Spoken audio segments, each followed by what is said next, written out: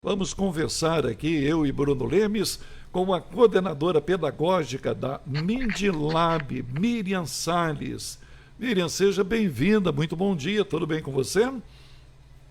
Bom dia, Pedro, bom dia a todos os ouvintes. Eu estou bem e é um prazer estar aqui com vocês. Miriam, quais são os principais impactos do uso excessivo da tecnologia pelos jovens? Pedro, você já trouxe aí alguns dados, né, que são importantes, e a Sociedade Brasileira de Pediatria, ele alerta para um problema principal conhecido como intoxicação digital. Então, aí nós estamos falando de problemas como irritabilidade, isolamento, agressividade, falta de concentração, transtorno alimentar. Nós podemos ter problemas também relacionados à postura, à visão, e tudo isso impacta tanto quando nós nos referimos às questões educacionais, mas principalmente no dia a dia dessa criança, desse adolescente, que não tem limites quanto ao uso dessas tecnologias. Pois não, Bruno Lemes? Miriam, a respeito desses impactos, a gente gostaria que você detalhasse um pouco mais, principalmente de ordem emocional, como você disse, irritabilidade, agressividade. Por que isso acontece? Por que a tecnologia com uso excessivo acaba estimulando ou despertando esses tipos de comportamento? Aliás, eu até aproveito a pergunta do Bruno também para perguntar a você se isso causa impacto nas relações sociais. Exatamente isso.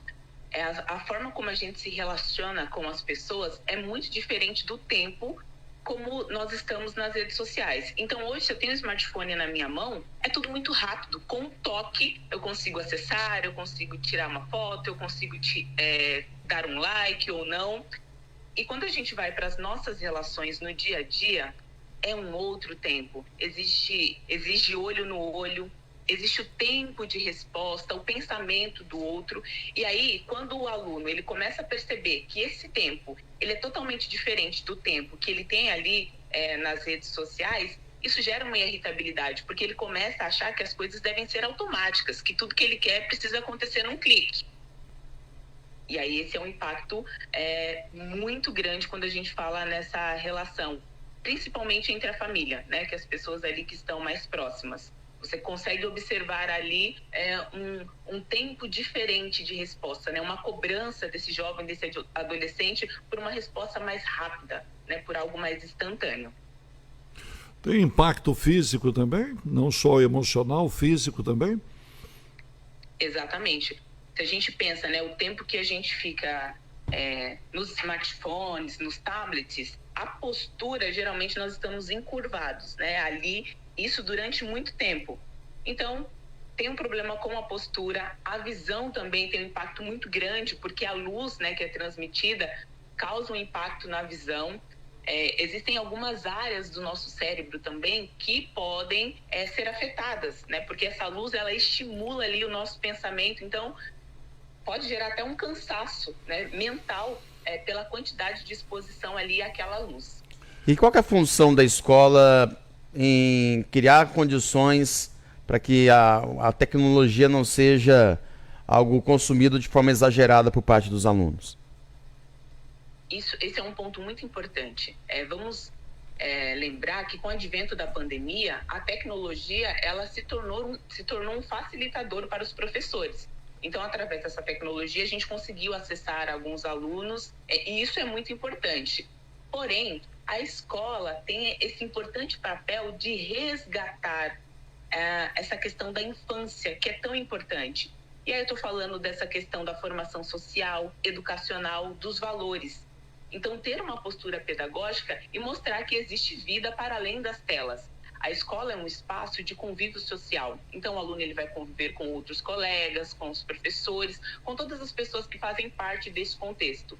E é nessa vivência, são nessas relações que ele vai estabelecendo limites, respeito ao outro, aprender a ouvir e a escutar, né, que são coisas diferentes. Então, todas essas relações que são constituídas nas relações presenciais, elas nos ajudam em várias outras instâncias da nossa vida.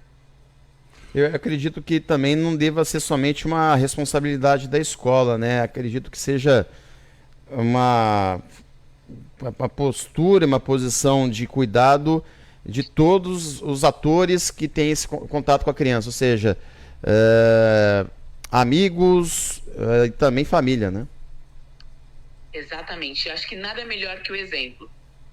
Eu usei aqui, né, falando das crianças, dos adolescentes, mas a gente sabe que a vida adulta, ela também passa por essa questão do uso excessivo, principalmente na hora do almoço ou na hora de dormir. Então, isso tem um impacto negativo também para os adultos, obviamente. E o exemplo é a melhor forma das crianças, dos jovens, enfim, dos adolescentes aprenderem. Então, é importante que esses responsáveis mostrem também, tirem tempo de qualidade para estar com seus filhos, né, com as pessoas que eles têm ali uma responsabilidade para conversar olho no olho, né, para mostrar que essas relações, elas são importantes, mas elas precisam ser preservadas. E aí, quando a gente fala de relação, isso exige tempo, e é tempo de qualidade. É uma entrega ali, presente, focado naquele momento. A Prefeitura de Taubaté realizou uma parceria da MINDLAB para a realização de atividades com professores da rede municipal de ensino. Como é que funciona essa parceria entre as partes? Pois é, nós tivemos aí uma renovação, né? A Prefeitura Municipal e a Secretaria de Taubaté fizeram essa parceria conosco e nós fizemos um processo de formação recentemente, aí nesse mês, com 90 professores do Ensino Fundamental 2 da rede pública, e eles participaram de um workshop que a gente chama de formação. Então, a ideia é que os professores conheçam a proposta pedagógica do programa Mente Inovadora, que tem a ideia de trabalhar, né, para além, né, dos eixos ali curriculares, principalmente as habilidades socioemocionais. Então, os professores, eles recebem aí a nossa equipe pedagógica, tem a oportunidade de conhecer os nossos jogos pedagógicos, né, que são os nossos recursos, é o que a gente usa para desenvolver as habilidades. Então, a nossa ideia é que, para além de trabalhar, o professor, primeiro, ele vive essa experiência de jogar, de fazer reflexões com o uso dos jogos, para que depois ele entenda como é que vai ser isso no dia a dia na sala de aula. Depois desse processo, né, que é uma formação inicial, nós fazemos um acompanhamento também. Então, aí cerca de 500 professores, eles vão incorporar na rotina escolar deles o uso da nossa metodologia, ou seja, eles vão ensinar aí para os alunos, utilizando os nossos jogos, como essas habilidades socioemocionais podem ser desenvolvidas. E por meio dessas habilidades, os alunos vão poder utilizar isso tanto nas matérias ali em sala de aula, mas principalmente na vida fora do contexto escolar. Ô Miriam, essa parceria entre a empresa e a prefeitura somente se restringe à questão da capacitação e do uso da metodologia, ou tem também o envolvimento direto de colaboradores da empresa junto aos alunos da rede municipal de ensino? Existe todo um processo. Aí nós conversamos com todos os atores da educação. Então, nós tivemos aí também a sala Mente Inovadora, para auxiliar ainda mais a escola, né, no uso desse recurso pedagógico. Então, nós fazemos um envolvimento direto, né, conversando com a gestão, que tem uma participação muito ativa, o que para nós é muito importante. Quando nós temos uma gestão ativa, isso motiva também os professores, as pessoas que estarão envolvidas nesse processo. Então, é uma troca diária, né? Mensalmente nós nos encontramos, e aí nós perguntamos para os professores como têm sido as aulas e como que nós podemos ajudar nos possíveis desafios que eles possam encontrar aí com o uso do nosso material.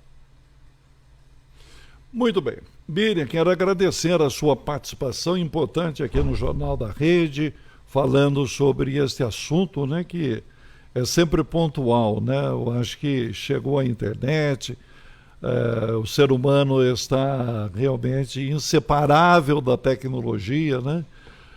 Bastou estar sem o celular que a vida dele muda, né? Ele muda o astral, o emocional, a preocupação dele e a falta dele, né? A maior falta é da tecnologia ali em mãos, né? Então, para lidar com isso, tem que ter realmente gente preparada para ajudar, principalmente os jovens, né? Porque depois o adulto, ele acaba, né?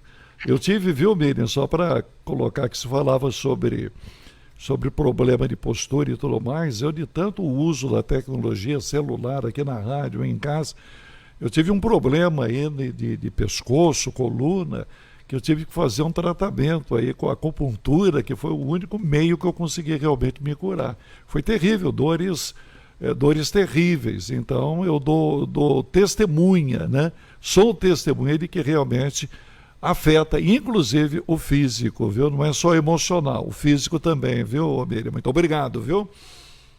Imagina, Pedro, eu que agradeço a oportunidade, você é o Bruno, de abrir esse espaço para a gente discutir a importância que a tecnologia tem, mas estar atento também aos limites. Eu acho que espaços como esse favorecem o conhecimento. Quando a gente tem conhecimento sobre as coisas, a gente tem um uso mais consciente. Então, se eu puder aí deixar pelo menos uma dica para os responsáveis, né, todos que estão nos ouvindo, priorize momentos presenciais, estabeleçam rotinas para que as crianças, né, elas possam entender que a vida tem outras coisas aí para serem feitas. Então, quando a gente estabelece um tempo e dentro da rotina ele entende que ele vai ter o tempo para fazer o uso dessa ferramenta, a gente consegue aí trabalhar essa questão emocional. Então, ele vai entender que ele tem uma série de outros afazeres, mas que ele vai ter um momento da tela. E, de preferência, evitar as telas aí à noite e na hora do almoço. Vamos focar nessas duas ações que são importantes. E aí, de resto, é só aproveitar. O grande problema são as regras, não, Miriam? Porque criança, e principalmente os jovens, a criança até aceita e tal, mas os jovens vem o lado realmente da rebeldia, né? De aceitar aí regras, né? Mas mesmo assim tem que tentar, não é isso, Miriam? Bem pontuado, Pedro. E aí, com os adolescentes, a gente vai criar novas estratégias. Acho que a conversa é um caminho que tem a tendência a dar certo. A conversa e o exemplo. Então, ter momentos, criar rotinas em que vocês possam sair para passear, ao ar livre, enfim, ir mostrando para eles, né, que há outras coisas aí que sejam tão importantes. O uso do esporte, os esportes também pode ser uma ferramenta, e aí, aos pouquinhos, conforme ele vai enxergando, ele vai tendo outras vivências, outras experiências, ele vai vendo que fazer parte da realidade é tão importante quanto estar no mundo virtual.